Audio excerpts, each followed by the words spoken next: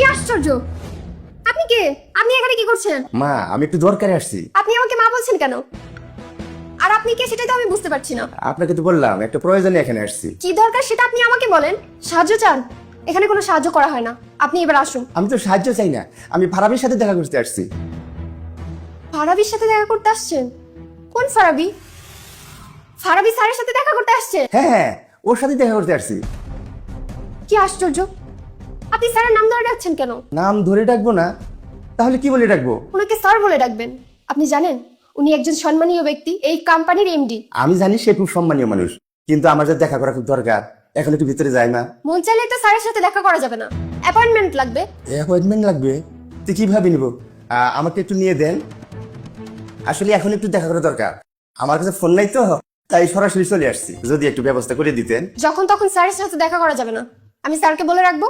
আপনি এখন আসুন। আম্মা জান, আপনাকে দেখে মনে হচ্ছে আপনি কোনো বিষয় নিয়ে খুব রাগ করে আছেন। রাগ করার কারণ? না, রাগ করিনি তো। আমি কি কোনো অপরাধ করেছি? আপনি এভাবে লুঙ্গি পরে অফিসে ঢুকেছেন কেন? লুঙ্গি পরে অফিসে আসছি। লুঙ্গি পরে অফিসে আসা কি নিষেধ? না, নিষেধ না। তাই বলে আপনি এরকম একটা অফিসিয়াল জায়গায় লুঙ্গি পরে আসবেন? গ্রামের মানুষ তো, লুঙ্গি পরে অভ্যাস, তাই লুঙ্গি পরেই চলে আসছি। কি ব্যাপার চাচা, সুযোগ পাইছেন অমনি অফিসের ভিতরে চলে আসছেন?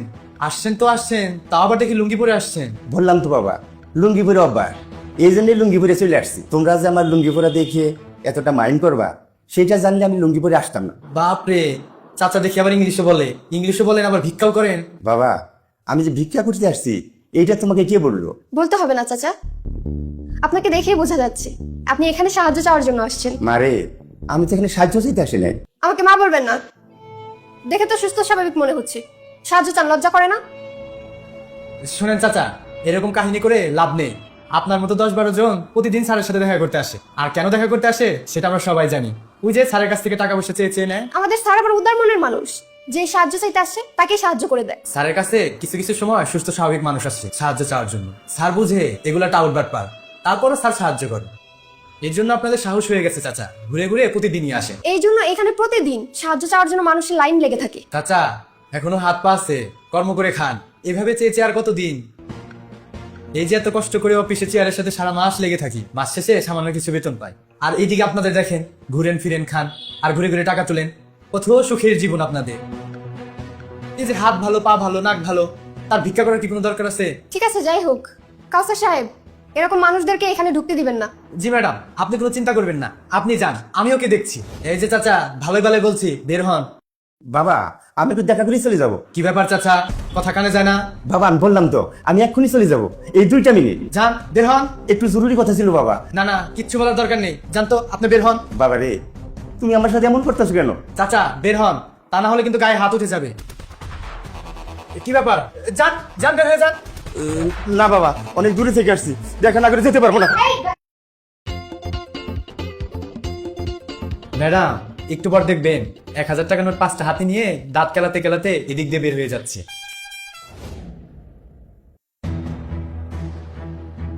I am really sorry sir. না, সরি কিসের? আপনারা দুজন ওনার সাথে এভাবে কথা বলেছেন কেন? স্যার, আমি ভেবেছিলাম উনি সাহায্য চাইতে এসেছেন। মন চাইলেও আর আপনি যা খুশি তাই ভেবে নিবেন, তাতে হবে? কিছু একটা ভাবার আগে তো আপনাকে অন্তত তার পরিচয়টা জানতে হবে। আমি তো এইমাত্র শুনলাম ওনার সাথে আপনারা দুজন বাইরে প্রায় 5 মিনিটের মতো কথা বলেছেন, কিন্তু এই 5 মিনিটে আপনারা একটাবার জিজ্ঞেস করেননি যে উনি কে। ওনাকে আপনারা কিছু বলার সুযোগই দেননি। স্যার, জিজ্ঞাসা কি করব? উনি লুঙ্গি পরে এসেছেন, এর জন্য আর কিছু জিজ্ঞেস করিনি। উনি লুঙ্গি পরে এসেছেন, তাতে সমস্যাটা কোথায়? এই অফিসে কোথাও কি লিখা আছে যে লুঙ্গি পরে কেউ অফিসে আসতে পারবে না? জি না স্যার। উনি তো আপনাদের মতো এই কোম্পানিতে জব করেন না। যদি জব করতেন তাহলে কোম্পানির একটা ড্রেস কোড আছে, সেটা মেনটেন করে কোম্পানিতে আসতে হতো। উনি তো ব্যক্তিগত একটা প্রয়োজনে কোম্পানিতে এসেছেন, উনি যেভাবে কমফোর্টেবল সেভাবেই আসবেন। ওনার ড্রেস নিয়ে তো আপনারা কথা বলতে পারেন না। কি বা অধিকার রয়েছে আপনাদের যে ওনার সাথে আপনারা এইভাবে কথা বলেছেন? আপনারা দুজন কি জানেন যার সাথে আপনারা এত মিসবিহেভ করলেন তিনি কে? উনি আমার চাচা। সরি স্যার, এরকমটা আর কখনো হবে না। কেন আমাকে সরি কেন বলছেন? এই কোম্পানির মালিককে সরি বলুন। কোম্পানির মালিক তো স্যার আপনি, আমি তো আপনার কাছেই সরি বললাম। হ্যাঁ, আমি এই কোম্পানির ওনার, তবে আমি তো একা এই কোম্পানির ওনার না। একটু আগে আপনারা যে লোকটার সাথে বাইরে খারাপ বিহেভ করেছেন তিনি এই কোম্পানির 50% ওন করেন। কেন মাথার উপর আকাশ ভেঙে পড়লো? উনি এই কোম্পানির মালিক? যেটা শুনেছেন ঠিকই শুনেছেন। কিন্তু ওনাকে দেখে তো বোঝা যায় না, উনি তো গ্রাম থেকে এসেছেন। হ্যাঁ, উনি গ্রাম থেকে এসেছেন। তো গ্রামের মানুষজনদের কি মনে করেন আপনারা? গ্রাম থেকে আসা একটা মানুষ কি কোম্পানির মালিক হতে পারে না? আপনারা শহরের মানুষজনই শুধু কোম্পানির মালিক হবেন, সবকিছু আপনাদের দখলে। জি না স্যার।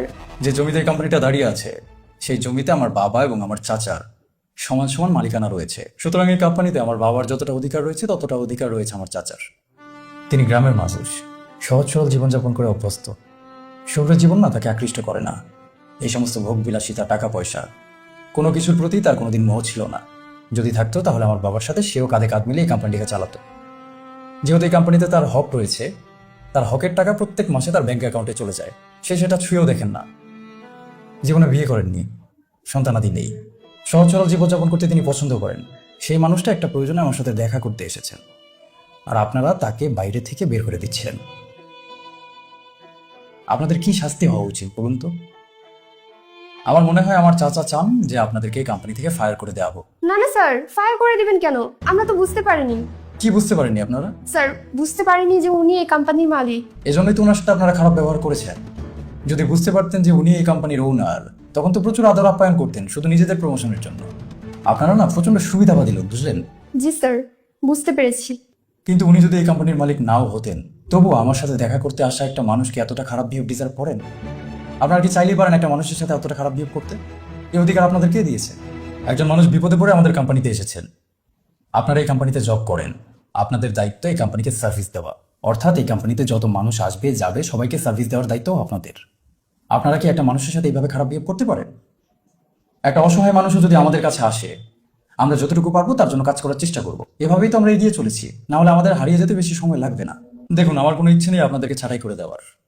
তবে উনি শুধু আমার চাচা বলে বলছি না, যে কোনো মানুষ যে কোনো প্রবলেমে পড়ে আমাদের কাছে আসলে কখনো তাদের সাথে খারাপ বিহেভ করার চেষ্টাও করবেন না। সবসময় মনে করতে থাকবেন না যে এই পৃথিবীটা শুধু টাকাওয়ালা মানুষদের জন্য। এই পৃথিবীতে টাকাওয়ালা, টাকা ছাড়া প্রত্যেকটা মানুষের সমান অধিকার রয়েছে। যে মৌলিক অধিকার আপনি আমি আমরা কেউ কেড়ে নিতে পারবো না। 2 কলম লেখাপড়া করেছেন বলে যে লোকটা লেখাপড়া করেনি তাকে মানুষই মনে করেন না। এত অহংকার, এত দাম্ভিকতা, জীবনে যে পজিশনে আছেন এর চেয়ে উপরে কখনো যেতে পারবেন না, আর নিচে যাবেন। যদি জীবনে বড় হতে চান, মানুষকে মানুষ মনে করেন। এত সহজেই একটা মানুষকে সস্তা ভাবতে যাবেন না। আমরা কিন্তু কেউ জানি না কোন মানুষটার ভিতরে কি রয়েছে। Sir, I am really sorry sir. না না, ঠিক আছে, আমাকে কেন সরি বলছেন? আমার সাথে তো আপনারা মিসবিহেভ করেননি। আপনারা চাচাকে সরি বলেন। চাচা, আপনি আমাকে ক্ষমা করে দিবেন। আরে না মা, তুমি আমার কাছে ক্ষমা চাইতেছো কেন? আমি তোমাকে মা ডাকছি না, আমার মা আমাকে শাসন করছে, এটা নিয়ে আমি কিচ্ছু মনে করি না। তিনি চাইলেই পারতেন আপনাদের একটা ক্ষতি করতে, তিনি কিন্তু করলেন না। কিছু শেখেন। জি স্যার। এখনো যদি না বুঝতে পারেন তাহলে বাকি জীবনে বুঝতে পারবেন না। স্যার, আর কখনো আমি এমনটা করব না। ঠিক আছে, যান। আর শুনুন, আজকে থেকে আগামী 7 দিন কাউসার সাহেব আপনি অফিসে লুঙ্গি পরে আসবেন। স্যার, আমি 7 দিন লুঙ্গি পরে আসবো? যদি না আসেন আপনার চাকরিটা থাকবে না। না না স্যার, কোনো সমস্যা নেই, আমি 7 দিন লুঙ্গি পরেই আসবো। Thank you sir. আর আপনি আগামী 7 দিন কোম্পানির রিসেপশনে বসবেন। অফিসের ভেতরে আপনার কোনো কাজ নেই। এই 7 দিনে যত অভাবী মানুষজন কোম্পানিতে সাহায্যের জন্য আসবে, আপনি প্রত্যেকটা মানুষকে সাহায্য করবেন নিজের হাতে। কাকে কত টাকা আপনি সাহায্য করলেন সমস্ত কিছু ডিটেলস আমার কাছে আসবে। আশা করি এতে আপনাদের মানসিক অবস্থা কিছুটা হলেও পরিবর্তন হবে। কোনো সমস্যা নেই স্যার, আমি বসবো স্যার। ঠিক আছে, আসুন। গিয়ে অফিসের কাজকর্ম বন্ধ রেখে কোথায় কে আসলো, কে গেল, কার সাথে মিসবিহেভ করা যায় সেগুলো খুব খুঁজতে থাকেন। চাচা, আপনি ওদের কথায় কষ্ট নেবেন না। বোঝেনি তো, শহরের শিক্ষিত অহংকারী মানুষ, অহংকারে ওদের পা মাটিতেই পড়তে চায় না, মানুষকে মানুষই মনে করে না। আপনি একবার বললেই তো ওদেরকে আমি চাকরি থেকে বের করে দিতাম। আরে না, কি বলো তুমি? চাকরি থেকে বের করে দিবা কেন? ওরা যে ওদের ভুলটা বুঝতে পারছে সেইটাই তো অনেক বেশি। না চাচা, ভুল ওরা বুঝতে পারেনি। এই সমস্ত অহংকারী মানুষেরা বিপদে পড়লে ক্ষমা চাইতে 2 মিনিটও ভাবে না, আবার সুযোগ পেলে মানুষকে বিপদে ফেলতেও 2 মিনিট ভাবে না। এরা আসলে সুযোগ সন্ধানী মানুষ। কি বলো, তাই নাকি? জি চাচা, এই যে আপনার সামনে আজকে ওদেরকে আমি এত কথা বললাম, আপনার কাছে বোধহয় মনে হচ্ছে ওরা এরপর আর কারোর সাথে খারাপ বিহেভ করবে না। ব্যাপারটা এমন না। ওরা এখন আপনাকে চেনে, জানে, ওরা জানে আপনার ক্ষমতা কত। এই জন্য আপনাকে দেখলে সালাম দিবে, আপনার সাথে ভালো ব্যবহার করবে। কিন্তু আরেকটা অভাবী মানুষ যদি ওদের কাছে আসে, ওরা ঠিকই আপনার মতো তাদের সাথে খারাপ ব্যবহার করবে। ওরা কোনোদিনও শুধরাবে না। তাহলে তো ব্যাপারটা খুবই দুঃখজনক।